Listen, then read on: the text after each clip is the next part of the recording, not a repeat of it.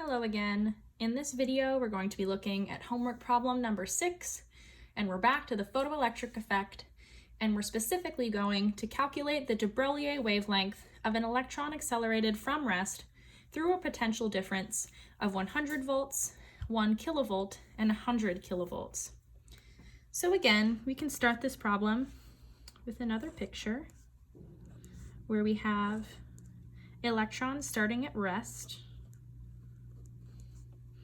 the work function, barrier, or here the potential difference, and we're given 3 options for these in this problem. And then the rest of the energy, if the wavelength of light surpasses this, becomes kinetic energy. And here we have light. And up here is the electron flying about to wherever it wants to go. So, goal.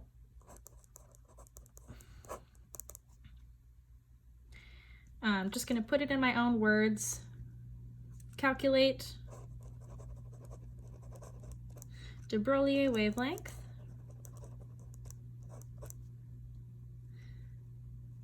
well, I guess there's not really a good way to reword this, whatever, for an electron accelerated through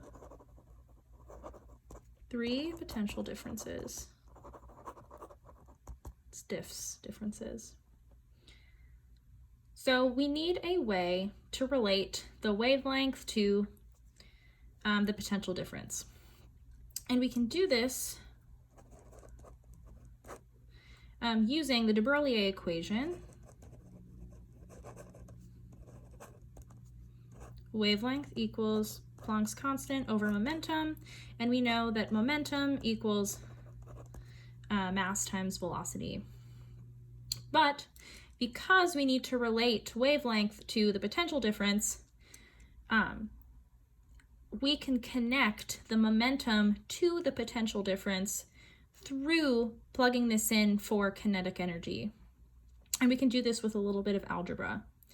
So we know, and this is in, if this is troubling, in the 9th edition, example 7.2 goes through this, and it talks about the potential difference, and it says the energy acquired by an electron accelerated through a potential difference, delta work function, is E times the delta work function. And if we assume that all of the energy acquired goes to the kinetic energy after the acceleration, then the kinetic energy just becomes that difference. So let me write that down. Energy gained by electron through potential difference is E times delta work function,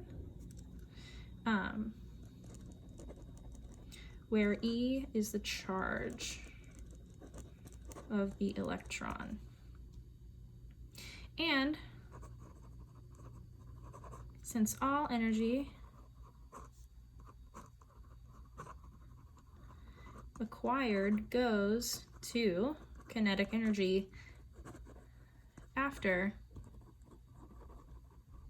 acceleration, then we can say by conservation of energy, kinetic energy equals this E delta work function. Okay, now we can basically plug momentum into here, into the kinetic energy, which we already know is 1/2 mv squared. P is mv.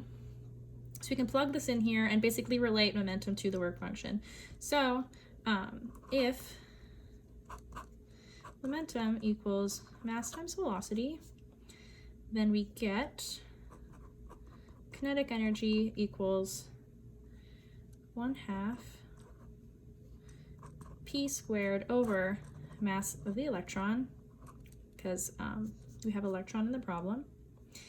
And again, because we know that kinetic energy equals E times delta work function, we have E delta work function equals 1/2 p squared over mass of the electron. And then, oh, can you see this? Yes, I think so. Okay. We solve for p. And moving it around, we get p equals square root 2 mass of the electron, E delta work function. And this is exactly what we're going to plug back in here. So our final equation, I think over here is okay. Wavelength equals h over 2me E times delta work function. So this is our main equation that we're going to use to plug and chug now. So let's see if this is good over here.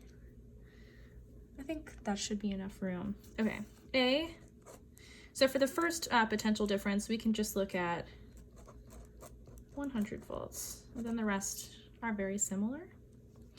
So we have wavelength equals, I'm gonna write the denominator first, just because it's longer, 2 times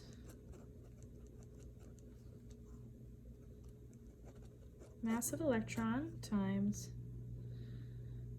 E, which we're gonna write in coulombs, 1.602 times 10 to the minus 19 coulombs, because again, it's the charge of the electron, times the potential difference, so 100 volts, all to the 1/2, and in the numerator, Planck's constant.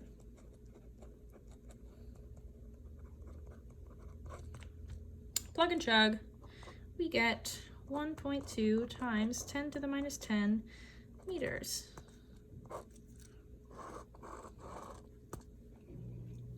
Now I'll write down the other two so we can compare, but it's very similar.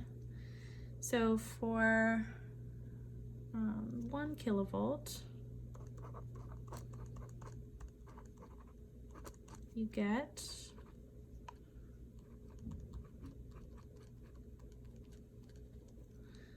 3.9 times 10 to the minus 11 meter. Oh, okay, there we go. And then for 100 kilovolts, get 3.9 times 10 to the minus 12 meter.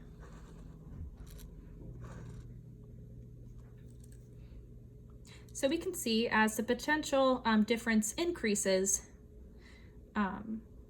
this velocity is, or I'm sorry, not velocity, the wavelength is getting smaller.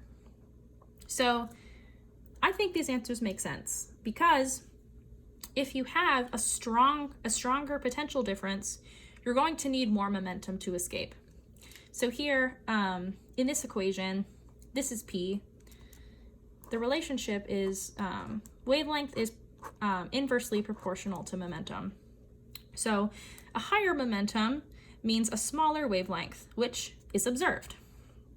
In addition, smaller wavelengths correspond to higher energy, which is what the electron needs to accelerate with the respective potential, or potential difference rather.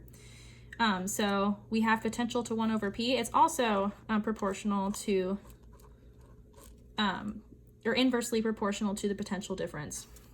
So we see as the potential difference increases, the wavelengths get smaller.